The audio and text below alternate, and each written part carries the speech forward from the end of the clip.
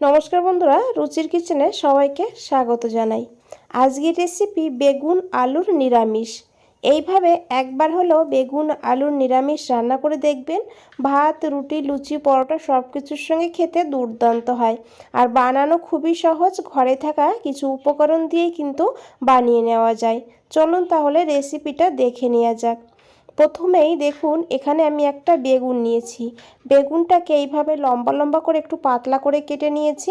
এখন এই বেগুনটাকে জলের মধ্যে রেখে দেব। বেগুনটা কিন্তু কাটার সঙ্গে সঙ্গে জলের মধ্যে না রাখলে বেগুনটা কালো হয়ে যায়। দিয়েছি একটু লবণ, আর এখন 5 মিনিটের জন্য এইভাবে জলের মধ্যে ভিজিয়ে রেখে দেব। এদিকে আমি দুটো আলু নিয়েছি। আলুটাকে এইভাবে দেখুন পাতলা পাতলা করে আর লম্বা করে কেটে নিয়েছি, বেগুনের মতন করেই। আলু আর বেগুনটাকে খুব ভালো করে ধুয়ে নিয়েছি একটা প্লেটে। আর এদিকে আমি একটা হামানদিস্তা নিয়েছি 1/2 ইঞ্চি আদা আর একটা কাঁচা লঙ্কা, তবে ঝালটা আপনারা বাড়িয়েও দিতে পারেন। এখন এখানে দিয়েছি একটু লবণ দিলে আদা আর কাঁচা লঙ্কা নরম হয়ে যাবে আর তাড়াতাড়ি করে এটা কিন্তু ছেঁচা হয়ে যাবে। এখন আমি এই কাঁচা লঙ্কা আর আদাটাকে এইভাবে ছেঁচে নেব। এইভাবে ছেঁচে এই নিরামিষের দিলে এই নিরামিষের টেস্টটা কিন্তু দুর্দান্ত হবে। দেখুন এইভাবে ছেঁচে নিতে হবে। আর এদিকে একটা কড়াই বসিয়ে দিয়েছি গ্যাসের চুলাতে, দিয়েছি 1 চামচ সর্ষের তেল। রান্নাটা একটু সর্ষের তেলে করারই চেষ্টা করবেন, তবে সাদা তেলেও করা যাবে, সর্ষের তেলে করলে স্বাদটা বেশি ভালো হবে। তারপরে দিয়েছি অল্প করে একটু লবণ, অল্প করে একটু হলুদের গুঁড়ো। এখন খুব ভালো করে এইভাবে মিশিয়ে নিয়েছি। আর তারপরে দিয়েছি কেটে রাখা বেগুনগুলো। বেগুনটাকে ভালো করে একটু ভেজে নেব। গ্যাসের ফ্লেমটা মিডিয়ামেই রাখবো। মিডিয়ামে রেখে বেগুনটাকে ভালো করে একটু ভেজে নেব। একটু ঢাকা দিয়ে ভাজবো, তাহলে এই যে বেগুনের থেকে যে স্টিমটা বের হবে, এই স্টিমে কিন্তু বেগুনটা সেদ্ধও হয়ে যাবে অনেকটা।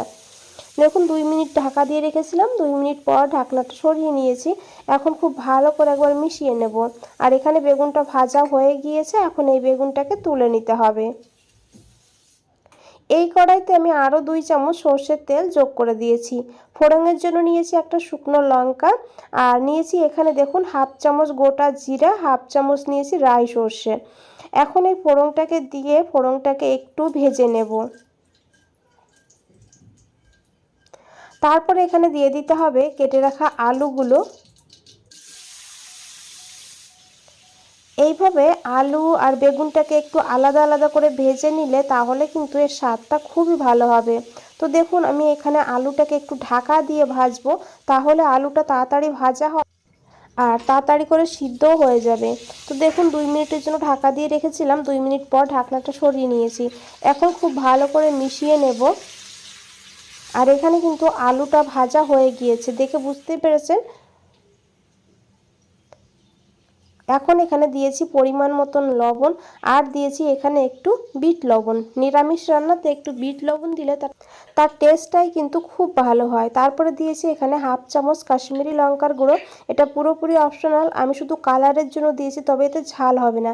তারপরে দিয়েছি এখানে 1/2 চামচ ধনিয়ার গুঁড়ো, আর দিয়েছি 1/2 চামচ হলুদের গুঁড়ো।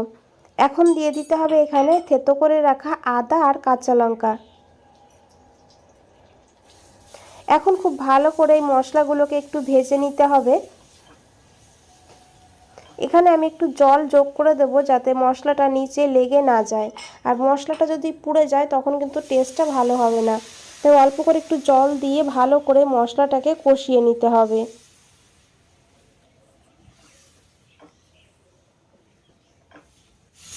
তো দেখুন মশলাটাকে খুব ভালো করে কষিয়ে নিয়েছি। এখন দিয়ে দিয়েছি এখানে টমেটো।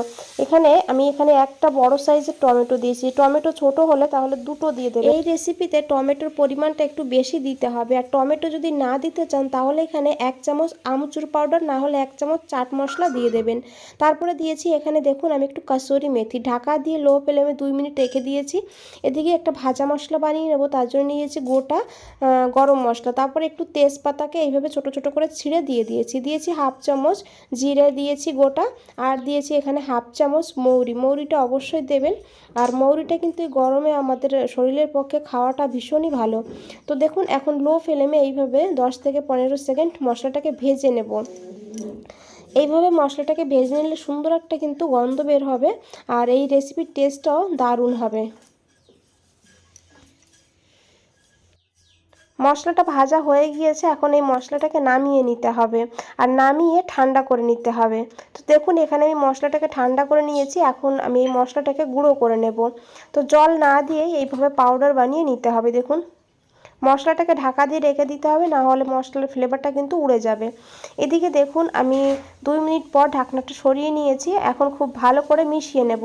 আর টমেটোও কিন্তু নরম হয়ে গিয়েছে, তবে টমেটোটাকে কিন্তু একদম গলিয়ে ফেলবো না, এইভাবে একটু গোটা গোটা থাকবে। দিয়ে দিয়েছি ভেজে রাখা বেগুনগুলোকে দিয়েও খুব ভালো করে মিশিয়ে নিয়েছি। এখন দিয়েছি এখানে অল্প করে একটু জল, 2-3 চামচ মতন জল দিয়েছি যাতে মশলাটা পুড়ে না যায় আর বেগুন আলুটা ভালোভাবে সিদ্ধও হয়ে যায়। তারপরে দিয়েছি ভেজে রাখা মশলাটাকে দিয়ে খুব ভালো করে মিশিয়ে নিয়েছি। বন্ধুরা রেসিপিটা ভালো লাগলে অবশ্যই একটা লাইক করে দেবেন, আর নতুন বন্ধুদের বলছি চ্যানেলটা সাবস্ক্রাইব করে পাশে থাকবেন। দেখুন খুব ভালো করে মিশিয়ে ঢাকা দিয়ে 5 মিনিট লো ফ্লেমে রান্না করে নিয়েছি। 5 মিনিট হয়ে গিয়েছে, আমি ঢাকনাটা সরিয়ে নিয়েছি।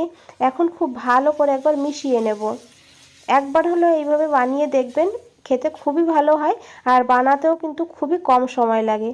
তো দেখুন এখানে আলু আর বেগুন ভালোভাবে সিদ্ধ হয়ে গিয়েছে।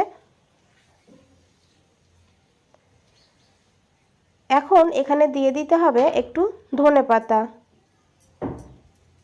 ধনেপাতাটাকে দিয়ে খুব ভালো করে মিশিয়ে নেব।